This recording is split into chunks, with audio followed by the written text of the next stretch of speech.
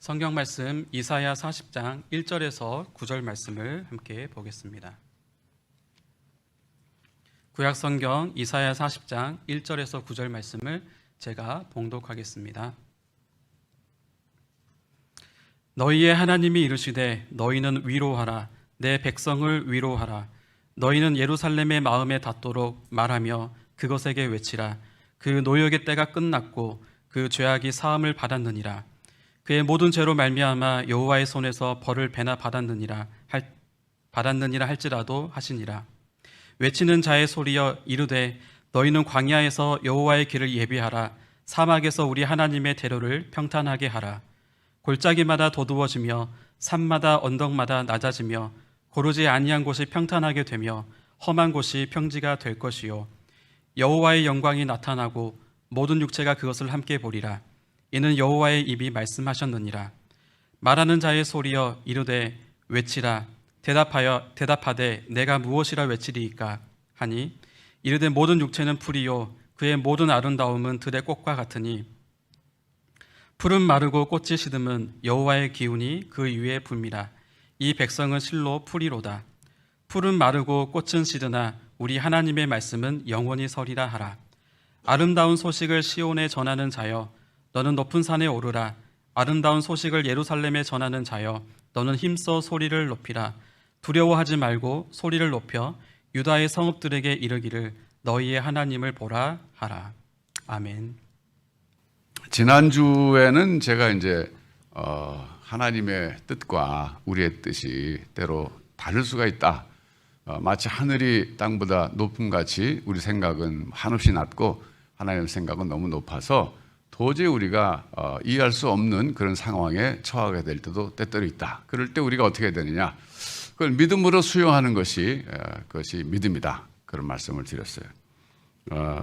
오늘은 이제 이사야서에서 40장에서 제가 좋아하는 구절을 골라서 설교를 하게 됐는데, 제가 확실히 좀 이제 이게 나이가 먹는 것 같아요. 제가 분명히 본문을 제 여기 원고에다가는 40장 1절부터 11절이라고 써놓고 목사님들에게 본문 줄 때는 9절까지만 쓰라고 보냈어요. 잘못 보냈어요. 핵심 구절을 빼먹었어요. 제가 제일 좋아하는 구절이 11절인데 아주 제가 이게 큰 실수를 했어요. 그래서 10절과 11절 본문 한번 다시 띄워주시면 감사하겠어요. 한번 좀 띄워주시죠. 40장 10절과 11절입니다. 화면에 한번 좀 띄워주시면 감사하겠어요. 나와요? 나오네. 여기 5절이에요. 네. 제가 읽겠습니다. 보라, 주 여호와께서 장차 강한 자로 임하실 것이요 친히 그의 팔로 다스리실 것이라. 보라, 상급이 그에게 있고 보응이 그의 앞에 있으며, 그 다음에 11절, 제가 좋아하는 기절이 11절이에요. 그는 목자같이 양떼를 먹이시며 어린 양을 그 팔로 모아 품에 안으시며 젖먹이는 암컷들을 온순히 인도하시리로다. 이 기절이에요. 제가 이 기절을 너무 좋아합니다. 11절 말씀을. 근데 오늘 본문에서 이걸 빼먹었으니 참 큰 실수죠. 제가 이 기절을 왜 좋아하냐면 예수님이 어떤 분인가를 제게 확실히 깨닫게 해준 기절이기 때문에 좋아해요. 여러분, 여러분에게 예수님은 어떤 분이십니까? 무서운 분이십니까? 자비로운 분이십니까? 저는 이제 어려서부터 교회를 다녔기 때문에 예수님에 대한 얘기는 어려서부터 많이 들었어요. 근데 이제 어렸을 때는요, 하나님과 예수님을 잘 구별을 못 했어요. 여러분, 어렸을 때 구분이 잘 되셨어요? 전 구분이 안 된 채로 그냥 교회 다녔어요. 이제 그러다가 하나님에 대해 생각하면 무서운 분이셨어요. 제가 잘못하면 항상 언제나 그 회초리가 손에 들려 있어갖고 저를 맴매하시는, 때리시는 그런 하나님 이미지가 굉장히 강했습니다. 그래서 어렸을 때는 교회 다니는 게 안 다닐 수가 없어서 다니고 또 재밌어 다닌 것도 있었지만은 안 다니면 꼭 벌 받을 것 같아갖고 다니고 그랬던 기억이 있습니다. 이제 그러면서 점점 그 예수님에 대한 그 인상이, 예수님이 어떤 분인가, 인상이 점점 변해가는 걸 제가 알 수 있었어요. 그게 일종의 예수님과의 관계가 좀 이제 새롭게 형성된다고 볼 수 있는데, 중요한 건 뭐냐면요, 여러분이 예수님을 가깝게 느끼고 자비로운 분으로 느끼는 것이 중요합니다. 그게 포인트예요. 예수님을 무서운 분으로 느끼면 그거는 내 신앙에 문제가 있는 거예요. 오늘 우리 윤경 자매가 찬양할 때 그 가사 중에서 찬양하라 찬양하라 예수를 그랬거든요. 근데 이제 교회 안 다니는 분들이 생각하실 때는 좀 그런 생각이 들 거예요. 아니 하나님을 믿으라 그러면 좀 이해가 되는데 왜 자꾸 예수를 믿으라 그러지? 그 예수는 누구고 하나님은 누군가? 뭐 이렇게 반문을 좀 하실 거예요. 근데 이제 예수님을 찬양해야 될 이유를 알면 그 신앙의 본질을 꿰뚫은 거죠. 왜요? 그분이 하나님께로 나가는 유일한 길이니까. 예. 예수님이 그러셨잖아요. 내가 곧 길이요 그랬잖아요. 그게 뭐예요? 아버지께로 가는 길이라 그랬잖아요. 그러니까 인간이 영생을 얻는 방법은 하나님께로 가는 것인데 예수님이 그 길이라는 거예요. 유일한 길이라는 거예요. 근데 그분이 어떻게 길이 될 수 있었나? 우리를 위해서 십자가에서 대속의 죽음을 죽으셨기 때문에 길이 될 수 있었다. 그런 얘기거든요. 그렇게 예수님을 찬양해야죠. 예. 그러니까 예수님을 찬양할 줄 아는 사람은 예수 믿는 사람이에요. 예.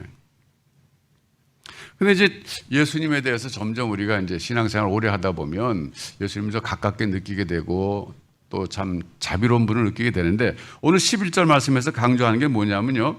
그거는 목자 같은 분이시다 그랬어요. 목자. 그는 목자같이 양떼를 먹이시며 어린 양을 그 팔로 모아 품에 안으시며. 여러분 목자들이요 이동할 때 어린 양은 자꾸 뒤처지잖아요. 예.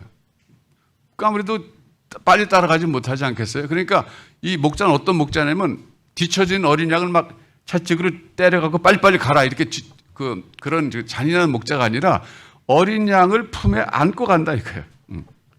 못 쫓아가니까. 그럴 뿐만 아니라 그 다음에 나오는 말이 더 참 은혜스러운데 젖먹이는 암컷들을 온순히 인도하시는 분. 이 이미지예요. 여러분 젖먹이는 그 암컷이 뭐예요? 새끼가 주렁주렁 따라오기 때문에 빨리 못 가는 거예요. 그 새끼를 데리고 가잖아요. 여러분 동물들도요 자기 새끼에 대한 본능이 굉장합니다. 저희 집에 물고기들이 좀 있는데요. 제가 보니까 물고기들도 자기 새끼를 엄청나게 보호해요. 전 깜짝 놀랐어요. 그렇게 보호 본능이 강한가? 그건 좀 참 뜻밖이에요. 근데 약간 물고기들이 멍청하긴 해요. 어떨 땐 자기 새끼 자기 또 낳고 잡아먹더라고요. 그래서 참 보호할 때는 언제고 잡아먹을 때는 언제고 헷갈리더라고요. 근데 어쨌든 간에 동물들도 자기 새끼는 철저히 보호하는데 이 목자는 어떤 목자냐면 암컷들이 젖먹이를 데리고 하기 때문에 자꾸 뒤처진다는 거예요. 근데 뒤처질 때 그거를 야단치거나 꾸짖지 않고 오히려 온순히 인도하는 그런 자비로운 분이다 이런 뜻이에요. 저는 이 11절에서 예수님의 어떤 모습의 원형을 봤어요. 참 그렇구나. 예수님 그런 분이시구나.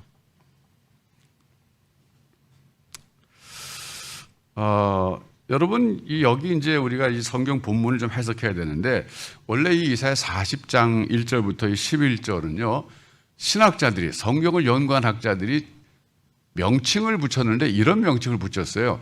제2의 출애굽이다. 이런 명칭을 붙였어요. 여러분 그건 들어보셨어요?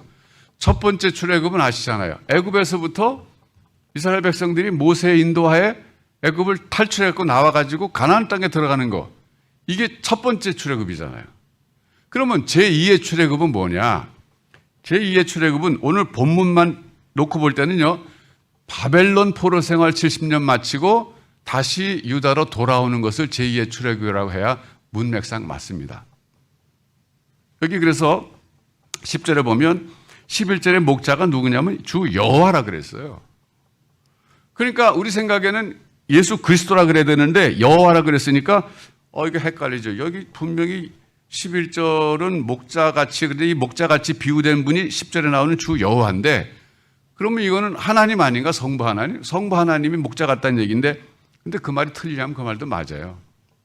그러니까 예루살렘에서 살다가 바벨론의 포로를 잡혀가서 70년 생활을 마치고 돌아오는 그 백성들을 인도하는 분은 구약 성경에서는 그걸 여호와라고 얘기하는 거예요. 여호와.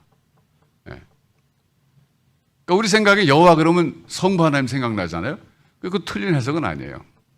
그런데 그러면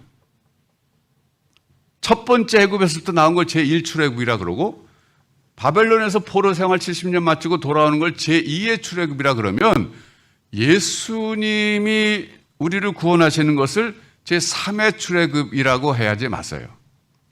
네. 근데 제3의 출애굽이란 말은 쓰지 않아요.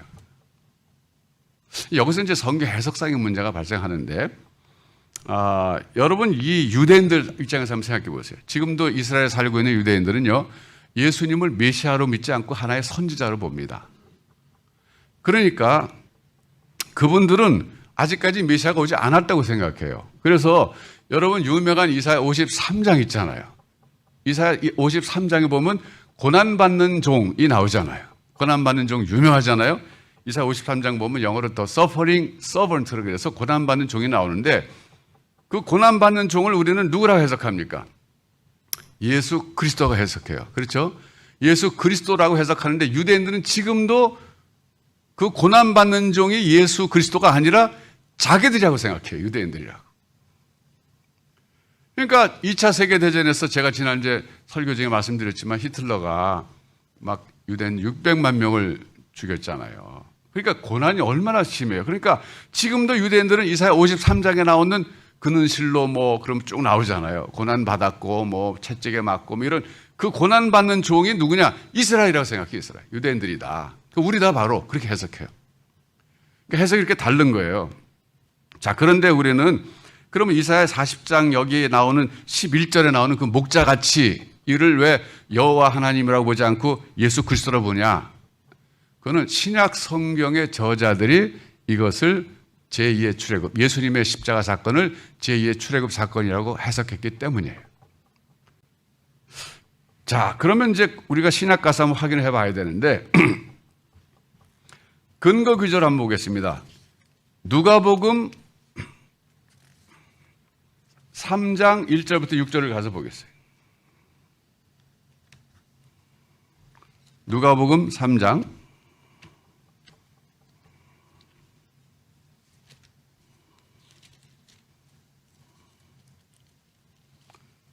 잠깐만요. 제가 네. 3장 1절부터 6절까지 제가 한번 읽어볼게요. 이건 이제 세례 요한에 대해서 누가가 이해한 대로 기록한 거예요. 여러분 아시다시피 누가는 헬라인입니다. 네. 사도 바울과 같이 선교 다녔던 분이에요. 유대인이 아니에요. 그런데 이분이 나중에 자료를 모아가지고 이 누가복음을 기록했는데 세례 요한에 대해서 이렇게 이해했어요. 이건 세례 요한에 대한 누가의 이해예요. 디베료 황제가 통치한 지 15해, 곧 본디오 빌라도가 유대 총독으로, 헤롯이 갈릴리의 분봉왕으로, 그 동생 빌립이 이두레와 드라고니 지방의 분봉왕으로, 루사니아가 아빌레네의 분봉왕으로, 안나스와 가야바가 대제사장으로 있을 때에, 그러니까 세례 요한에 출연했던 때를 정치적 인물들과 관련해서 정확하게 지금 그 타이밍을 얘기하고 있어요. 하나님의 말씀이 빈 들에서 사가랴의 아들 요한에게 임한지라. 요한이 요단강 부근 각처에 와서 죄 사함을 받게 하는 회개 세례를 전파하니 선지자 이사야의 책에 쓴 바, 그리고 이사야 오늘 본문 가운데서 3절 5절을 인용합니다. 광야에서 외치는 자의 소리가 있어 이르되 너희는 주의 길을 준비하라. 그의 오실 길을 곧게 하라. 모든 골짜기가 메워지고 모든 산과 작은 산이 낮아지고 굽은 것이 곧아지고 험한 길이 평탄하여질 것이요 모든 육체가 하나님의 구원하심을 보리라 함과 같으니라. 자, 이거는요 누가가 세례 요한을 어떤 존재로 봤냐 하면 광야에서 외치는 자의 소리로 봤다는 거예요. 우리가 성경을 해석할 때 중요한 원리가 뭐냐면요, 특별히 구약을 해석할 때 중요한 원리가 뭐냐면 신약의 저자들이 구약을 어떻게 해석했는가가 기준이 돼야 된다는 거예요. 그게 우리의 입장이에요. 왜냐하면 구약의 성경 말씀을 신약의 기자가 어떻게 봤냐, 그것은 성령께서 신약의 저자들을 특별히 성경 기록하도록 쓰셨다는 확신에 근거해서 그런 거예요. 그런데 누가라고 하는 사람이 이 세례 요한을 어떤 사람으로 봤냐면 바로 이사야 오늘 40장 3절과 5절에 나오는 광야에 외치는 자의 소리로 이해했다는 거예요.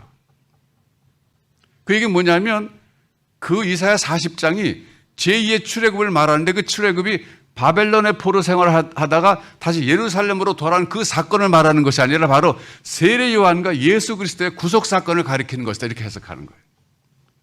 이해가 되세요? 네, 조금 더 제가 설명해 드릴게요. 한 구절 더 찾아볼 텐데 이번에는 요한복음 1장 23절입니다. 요한복음 1장 23절. 참 하나님께서는 우리에게 복음서도 참 다양하게 주셨어요. 마태, 마가, 누가 그리고 요한복음 4개를 주셨는데 사실 네 복음서의 주제가 예수 그리스도 누구신가를 소개하는 글이잖아요. 어떻게 보면 예수님에 대한 전기죠. 전기. 자서전이 아니고. 자서는 자기가 쓰는 건데 예수님을 경험한 사람들이 쓴 전기에 해당되는 건데 이게 각각 정말 다른 각도에서 봐가지고 예수님의 다양한 모습을 잘 보여주고 있어요. 그런데 세례 요한에 대해서 요한이 이해한, 사도 요한이 이해한 이 본문 말씀이 요한복음 1장 23절입니다. 사도 요한은 세례 요한을 어떻게 이해했냐면은 이렇게 이해했어요. 23절에 보면 이런 말씀하고 있습니다. 사람들이 세례 요한에게 물었어요. 자, 이게 이제 어디부터 시작하냐면은 19절부터 보겠습니다. 요한복음 1장 19절부터 보면 유대인들이 예루살렘에서 제사장들과 레위인들을 요한에게 보내어 이 요한은 세례 요한이죠. 내가 누구냐 물을 때 요한의 증언이 이러하니라. 요한이 드러내어 말하고 숨기지 아니하니 드러내어 하는 말이 나는 그리스도가 아니다 그랬어요. 사람들이 네가 그리스도냐 이렇게 물어본 거예요. 말하자면 난 그리스도가 아닙니다. 또 묻대 그러면 누구냐 내가 엘리야냐 이르되 나는 아니라. 또 묻대 내가 그 선지자냐 대답하되 아니라.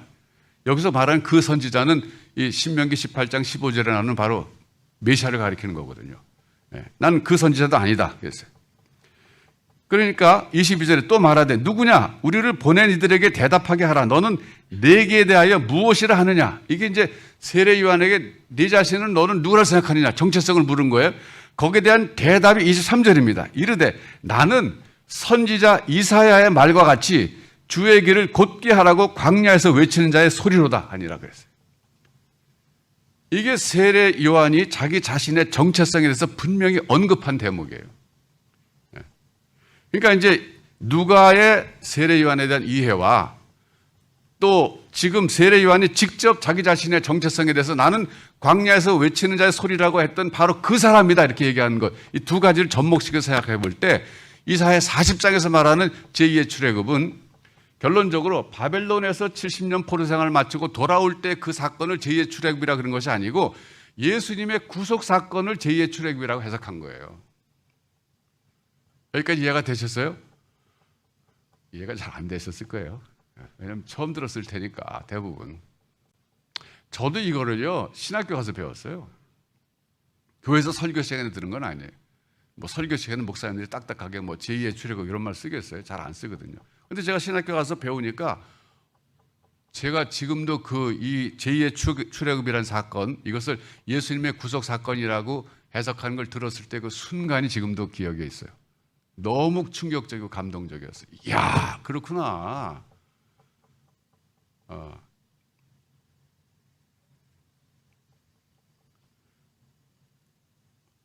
이제 물론 이제 다른 규절도 조금 더 인용해서 제가 설명해야 제2의 출애굽을 좀 이해하실 수 있을 텐데, 이제 그것까지 제가 설명을 할 생각은 사실 없었는데, 네.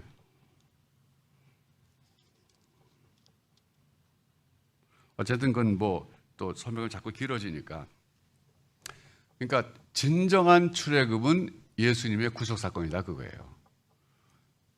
애굽에서부터 이스라엘이 나온 것은 제1의 출애굽은 앞으로 이루어질 온 인류를 죄악으로부터 구원할 애굽의 속박이 아니라 그 죄악의 사슬에 묶여 있는 거기서부터 구원할 예수 그리스도의 구속 사건을 미리 예표한 사건이었다 그런 얘기예요. 멀리 내다보면서 앞으로 진정한 출애굽이 온다 이거죠. 그러니까 구약 성경은 대부분 예표적인 성격이 많잖아요. 예언적인 성격이 많잖아요. 그러니까 출애굽 사건마저도 진정한 출애굽의 원형이 아니라 그게 모형이었다는 거예요. 진정한 출애굽은 예수 그리스도의 십자가 사건. 모든 인류를 죄악으로부터 구원하는 그 사건. 바로의 압제로부터가 아니라 마귀의 사슬을 끊고 죄악의 사슬을 끊고 구원하는 하나님의 위대한 구원의 역사. 이게 진정한 출애굽이다 그런 얘기예요. 근데 그 이사야 40장이 바로 그것을 지금 예언하고 있다 그런 얘기예요.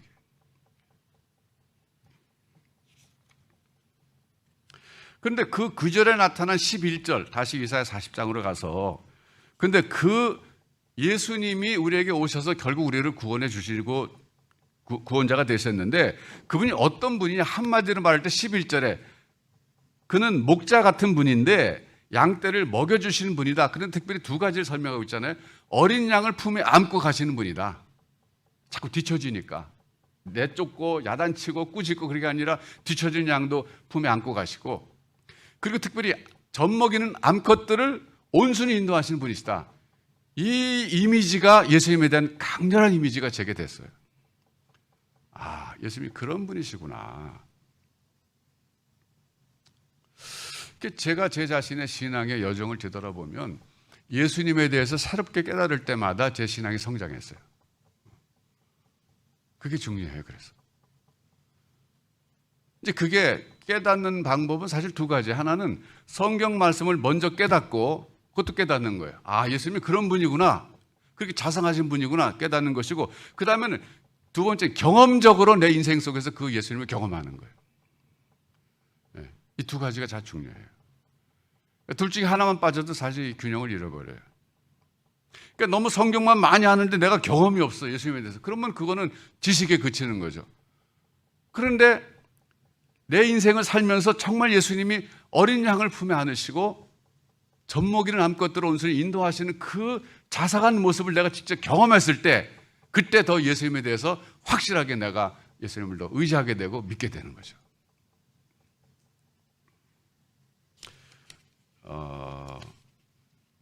여러분 이 세례 요한이 이제 뭐 아까 잠깐 우리가 봤지만은 자기를 소리라고 표현한 것은 굉장히 겸손한 거예요. 나는 소리입니다. 나는 뭐 사실 인간도 아닙니다. 그런 얘기잖아요. 그냥 이게 뭐예요? 옛날에 왕이 행차할 때 미리 나가서 길을 다 닦고 그리고 준비하고 왕이 행차했잖아요. 지금 그 장면을 얘기하는 거예요. 자기는 내 뒤에 오시는 분의 그 신발끈 매기도 나는 감당치 못한다. 그 정도로 그분은 엄청난 분인데 나는 그냥 그분의 행차를 알리는 소리에 불과하다 이런 얘기예요. 네. 굉장히 자기 자신의 정체성에 대해서 겸손한 정체성을 가지고 있었던 거예요. 나는 소리에 불과합니다. 네.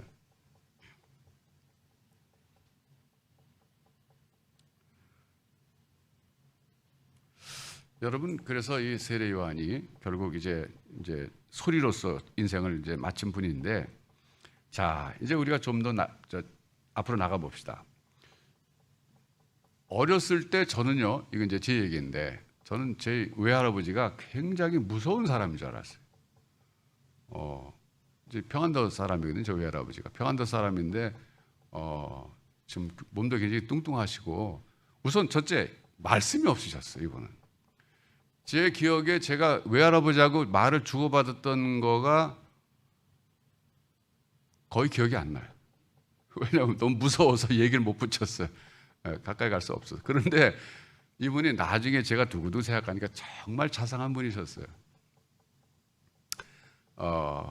제가 이제 우리 어머니는 이제 외할아버지니까 저 외손주잖아요. 외손주 가운데 제가 장남이고 또 친손주 가운데 장남이 있었어요. 저보다 한 2살 미친 남자가 있었는데 그리고 이제 그 밑에 남자 동생들이 또 있었어요. 그런데 우리 외할아버지가 가끔 정말 가끔 저희 두 사람만 몰래 불러가지고 가서 불고기를 사주셨어요. 그때 불고기는 정말 귀한 거였거든요. 그런데 불고기를 사러 먹여주러 갈 때 식당에 데려가시면서 꼭 그때는 정육점이라는 말을 안 썼어요. 육고간이라는 말을 썼어요. 육고간. 고기 파는 정육점에 들려갖고 고기를 추가로 더 사요. 사는데 그거를 좀 더 이렇게 얇게 슬라이스를 썰어달라고 그래요.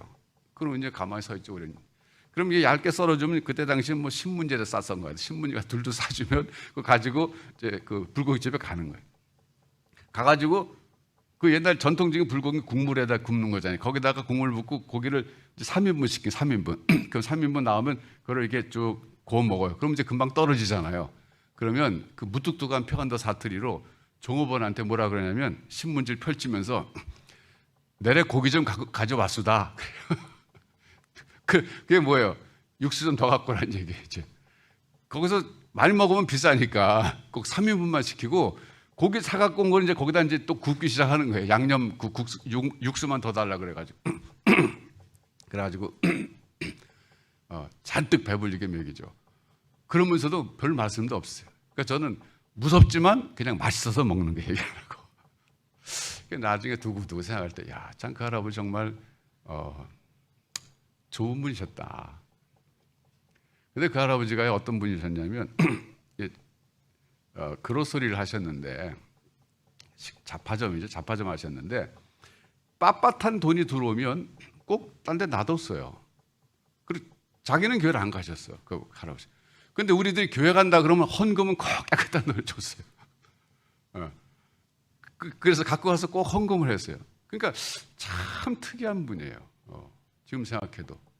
근데 마지막 가서 어떻게 되셨냐면, 그분이 이제 혈압을 쓰러지셔갖고 얘기도 잘 못하는 상태에서 이제 돌아가셨는데, 마지막 순간에 저희 어머니가 누워있는 자기 아버지를 향해서, 아버지 이제 돌아가실 텐데 예수 믿고 돌아가세요. 그러니까 얘기 못하시는 분이 눈물을 쭉 흘리시고, 눈물을 말없이, 말은 못하니까 쭉 흐르시고, 그리고 돌아가셨어요. 그래서 마지막에 구원받으셨구나, 저는 그렇게 생각해요. 제가 이 얘기를 왜 드리냐면, 참 제가 굉장히 무서운 할아버지 알았는데, 제가 인생을 살면서 두고두고 생각해 보니까, 야, 참 자상하신 분이셨다. 그거 쉽지 않아요. 여러분, 깨끗한 돈 들어오면 그거 모아놨다가 손자 손녀들 교회 간다 그럴 때 헌금 주고, 그거 쉬운 거 아닙니다. 그렇게 하시고, 얘기는 없으셨지만 그렇게 참 손자들 챙기시고 이러셨던 분인데, 제가 그런 생각 가만히 해봐요. 맞아, 나도 어렸을 때 하나님에 대해서 정말 무서움을 많이 느꼈었는데, 점점 인생을 살면서, 신앙생활을 하면서, 또 성경에서 하나님이 어떤 분인가, 참 은혜로우신 분이시고, 물론 때로 공의를 행하시고 심판하시지만 또 결국 구원하시는 하나님, 예수님은 특별히 오늘 11절에 있는 것처럼 어린 양을 팔로 모아 품에 안으시고 젖먹이는 암컷들을 온순히 인도하시는 그런 분이다 하는 이 말씀을 깨닫고, 내가 인생을 살면서 실제로 그런 하나님과 그런 예수님을 경험할 때 내 신앙이 굉장히 자라나는 걸 느낄 수 있어요.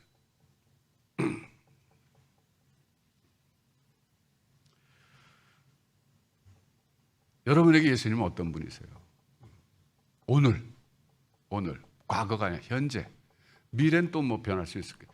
지금 여러분이 생각할 때 예수님은 여러분에게 어떤 분이십니까? 그게 예수님과의 관계를 설명해 주는 바로미터예요. 예수님을 내가 가까이 느끼고 오늘 11절에 있는 것처럼 자비로운 분들을 느낀다면 난 지금 예수님과 관계가 참 좋은 거고, 왠지 지금 예수님 멀리 계신 것 같고 나를 좀 돌보시지 않는 것 같고 좀 이런 것 같으면 그만큼 관계가 그만큼 멀어졌다는 그런 뜻이에요.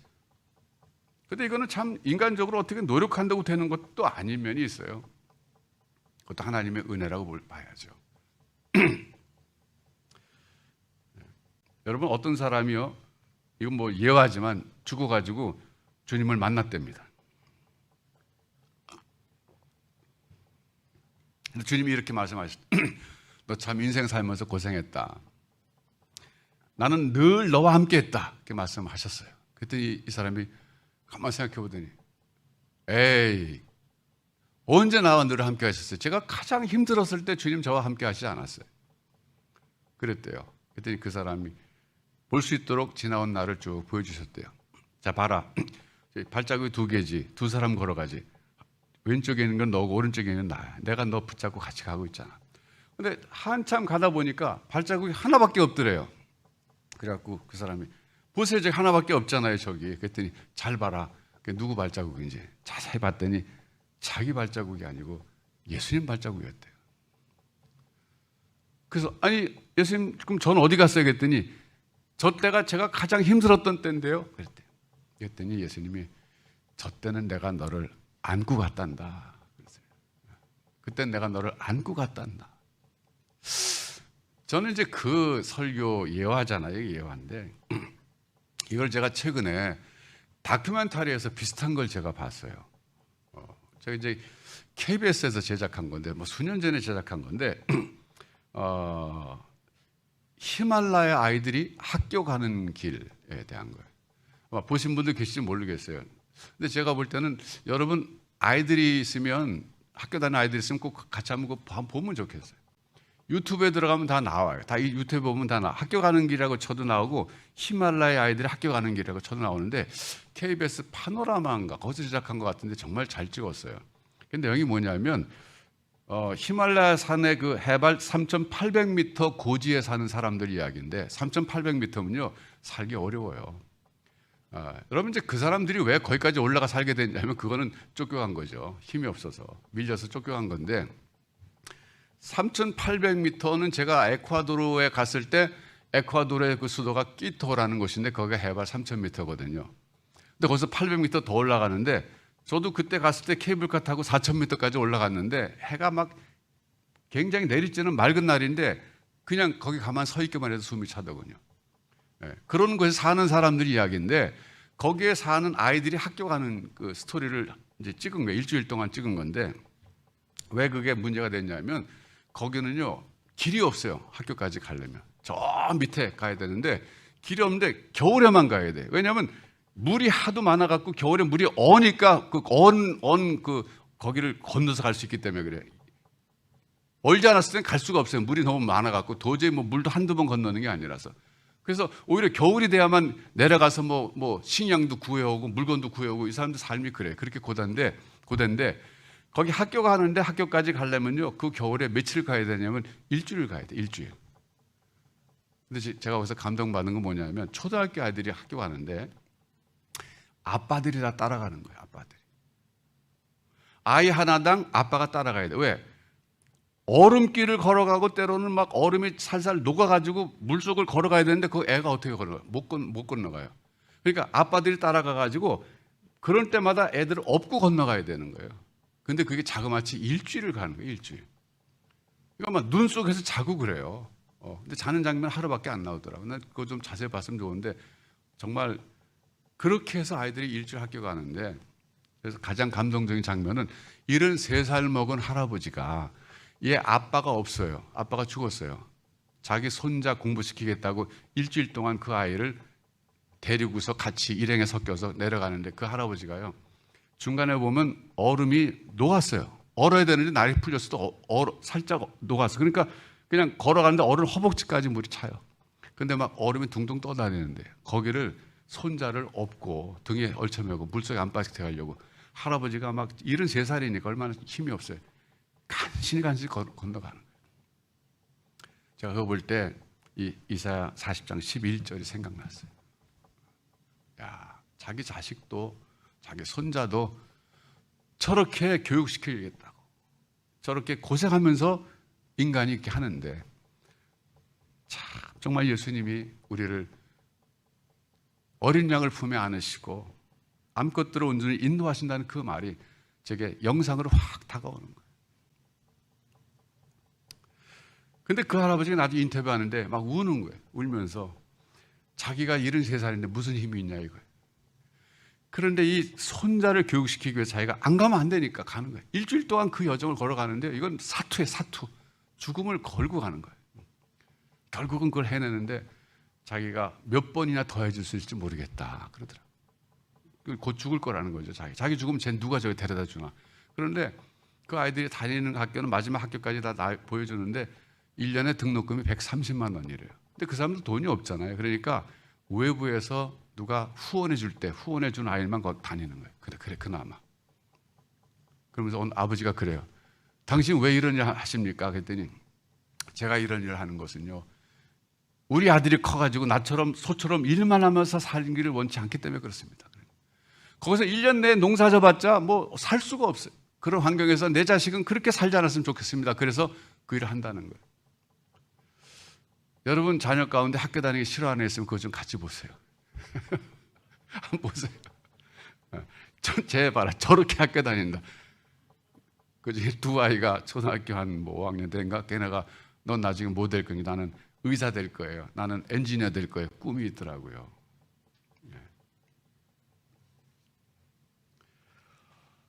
자, 여러분 정말 예수님이 이 할아버지보다도 그 아빠들보다도 우리를 더 사랑하시는 분이 아니시겠습니까?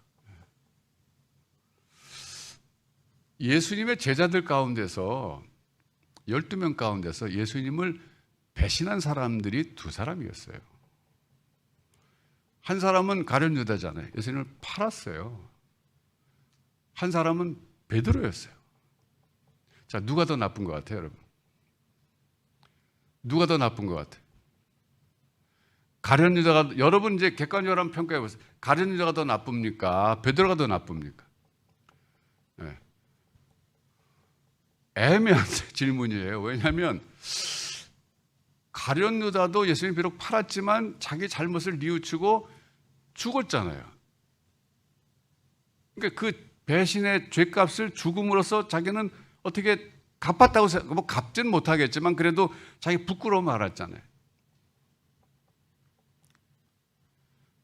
거기에 비해서 베드로는 한 번도 아니고 세 번이나 부인했어요. 이거는 세 번이나 배신한 거죠. 근데 살았어요. 누가 더 나쁜 사람이에요? 쉽게 평가할 수는 없어요. 근데 분명한 것은 베드로는 회개하고 용서를 받고 평생을 회개하면서 살다 갔어요. 그런 점에서 볼 때 사실은요, 그냥 자살해서 죽은 가룟 유다는 뭐 그 사후 세계는 우리 얘기하지 말고 그 순간 그 배신의 고통으로부터는 벗어났을 거예요. 사실 살아서 끝까지 길을 간 베드로가 더 괴로웠던 거예요. 여러분, 그래서 가톨릭 성당에 보면은 닭이 있잖아요. 거기 닭이. 그 왜 닭이 거기 있어요? 이거 뭐 치킨집 상징하는 거 아니잖아요. 베드로가 닭 울음소리 들을 때마다 회개했다는 거예요. 사실은 저는 가만히 생각해 볼 때 베드로가 예수님을 세 번 부인한 것은 그건 정말 너무 치욕적인 배신이었어요. 누구보다도 큰 소리 뻥뻥 쳤잖아요. 예수님 위험하게 되면 제가 지금 칼 있어요. 칼. 여기 보세요. 칼까지 준비하고 뭐 자신만만하게 자기는 절대 그렇지 않을 것 같이 했던 사람이 세 번이나 부인했잖아요. 근데 놀라운 것은 그런 베드로에게 주님이 나타나셔서 손을 내밀어 주셨다는 거예요. 내가 날 사랑하느냐. 부끄러워서 말은 못하니까 주님이 아시잖아요. 내가 나를 이 사람들보다 더 사랑하느냐. 주님이 아시잖아요. 세 번이나 물으시면서 결국은 베드로의 손을 붙잡아 주신 분이 예수님이세요. 이사야 40장 11절의 그 모습을 베드로의 그 사건에서 다시 한번 우리가 볼 수 있어요. 여러분, 우리가 인생을 살다 보면 본의 아니게 나를 믿는 사람의 신뢰를 무너뜨릴 때가 있어요. 참, 그런데 베드로처럼 평생을 그것을 뉘우치면서 살면 그것이 그에게는 큰 은혜가 될 수 있어요. 오히려 겸손하게 만들고 자기의 낮아짐을 확인시켜주고 자기의 부족함을 깨닫게 해주고, 베드로처럼 평생, 그러다가 마지막에 베드로가 십자가에서 처형당할 때 그랬다 그러잖아요. 전에 오는 이야기지만 나는 예수님처럼 똑바로 못 박혀 죽을 자격이 없어요. 거꾸로 매달아 주세요. 그래서 거꾸로 매달려서 십자가에서 돌아가셨다 그러잖아요. 오히려 그가 하나님 앞에서 자기 자신이 정말 부족하다는 깨닫고 하나님의 은혜 속에서 살다 갈 수 있었던 것도 하나님의 은혜.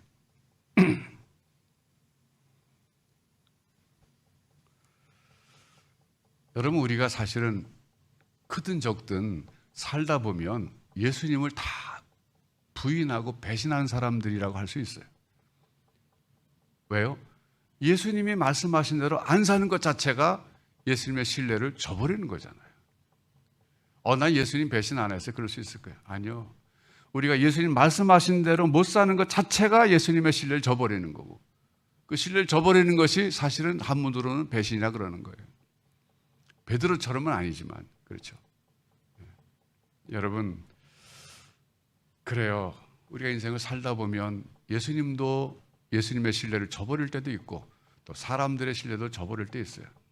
그런데 그때 우리가 취해야 될 행동은 가룟 유다처럼 그냥 죽는 게 아닙니다.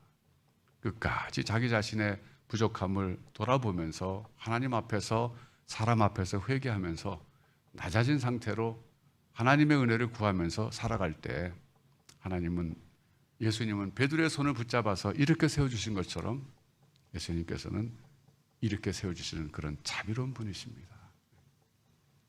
여러분 인생 속에서 그런 예수님을 만나시기를 축원합니다. 이론적으로 11절에서 그는 목자같이 양떼를 먹이시고 어린 양을 그 팔로 모아 품에 안으시고 젖먹이는 암컷들을 온순히 인도하시는 분이다. 이것이 이론적인데 그치지 말고 여러분 생애 속에서 이런 예수님을 깊이 있게 만나시기를 주님의 이름으로 축원합니다. 기도하겠습니다.